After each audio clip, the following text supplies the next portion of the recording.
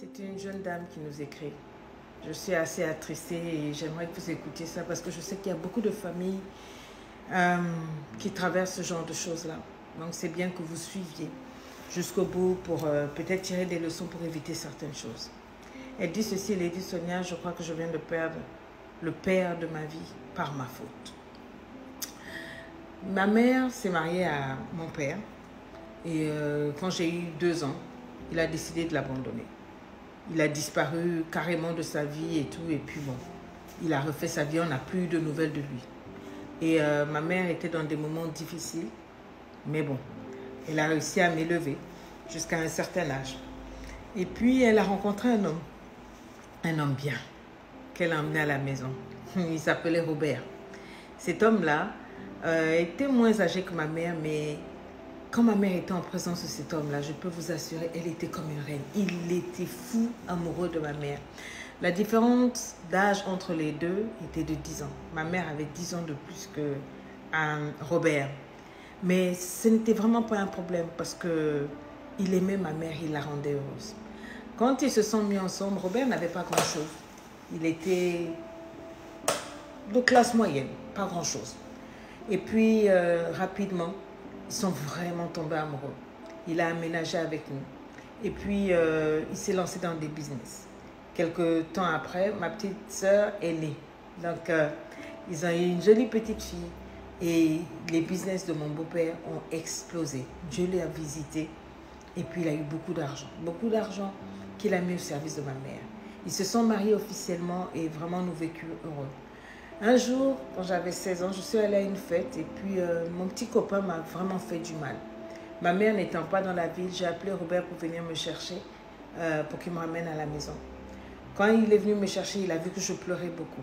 Il ne m'a pas posé beaucoup de questions, mais en me ramenant à la maison, il s'est arrêté devant un glacier, il m'a acheté des glaces, il m'a acheté des fleurs, il me les a données. Puis arrivé à la maison, au moment où je voulais monter dans ma chambre, il m'a dit « La personne qui t'a fait du mal, est vraiment juste une idiote. La personne là ne sait pas que tu es un prix, tu es merveilleuse, tu es bénie et tout. » Et les paroles de Robert ce soir-là m'ont fait tellement de bien.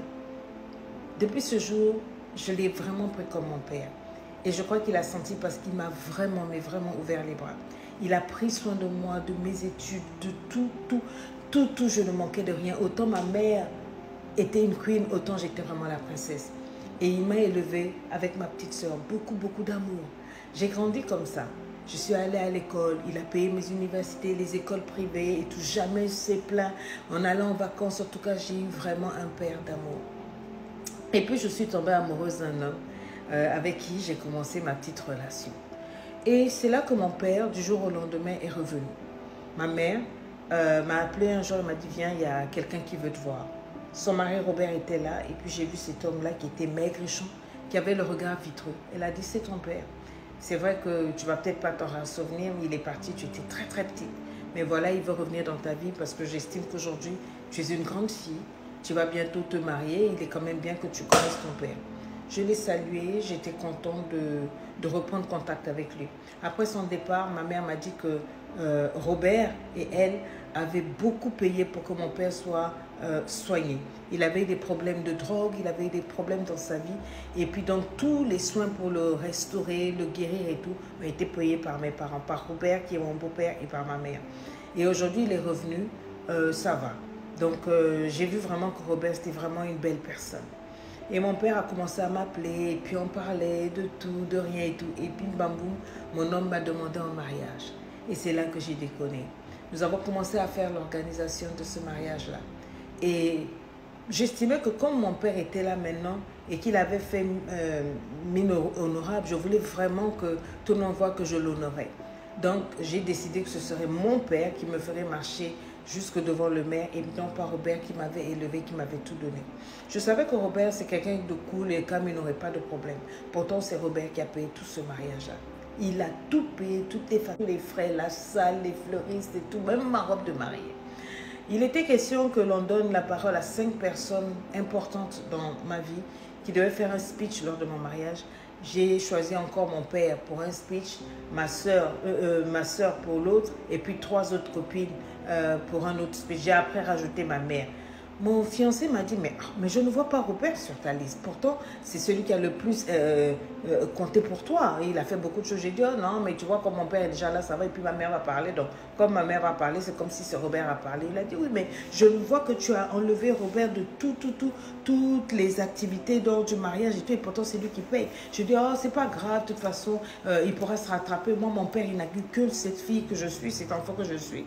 Et Robert, lui, la fille qu'il a eue avec ma mère, il pourra avoir un autre mariage. Voilà comment j'ai raisonné. Et pour moi, c'était ok. C'était pas pour faire du mal à Robert ou bien pour être ingrate, mais pour moi, c'était fine, quoi. Il n'y avait rien de problème. Donc, j'ai mis mon père à l'honneur.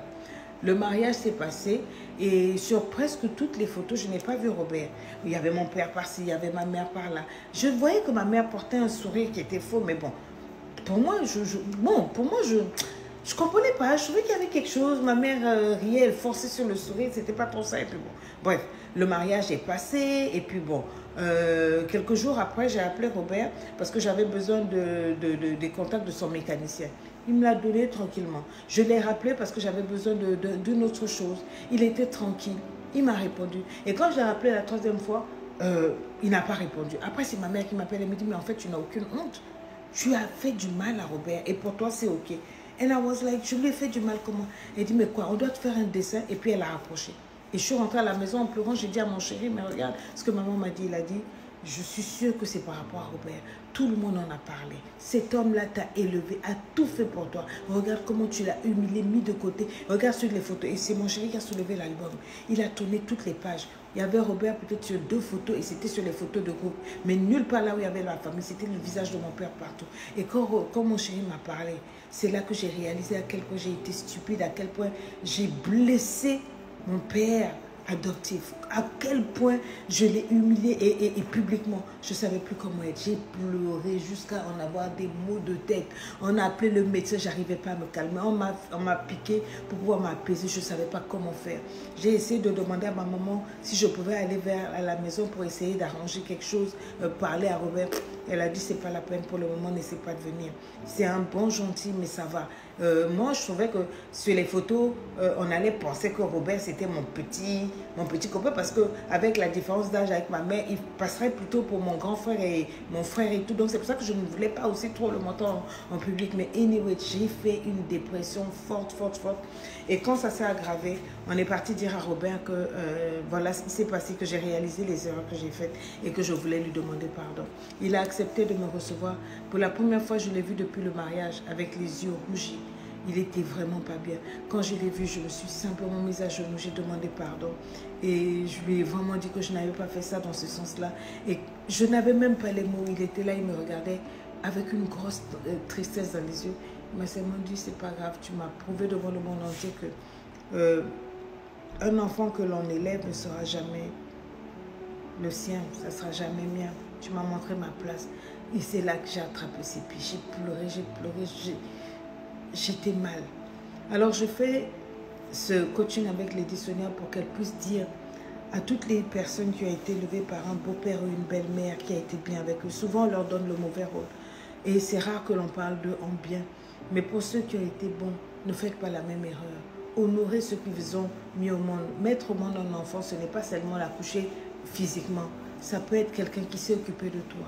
Ton beau-père, ta belle-mère, s'ils ont payé tes études, s'ils t'ont donné à manger, s'ils ont été corrects avec toi, tu dois les honorer. Ce n'est pas parce qu'ils ne t'ont pas mis au monde génétiquement que ce ne sont pas tes parents. Aujourd'hui, je suis malheureuse. Je fais tout pour essayer de me racheter, me rattraper auprès de Robert.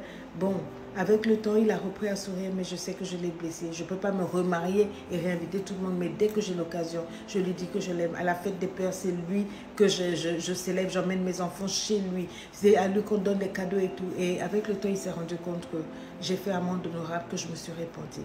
Ce témoignage, c'est juste pour dire à ceux qui souvent ont une famille recomposée que n'oubliez pas d'honorer ceux qui vous ont vraiment aimé, qui vous ont élevé comme si vous étiez vos enfants, leurs enfants.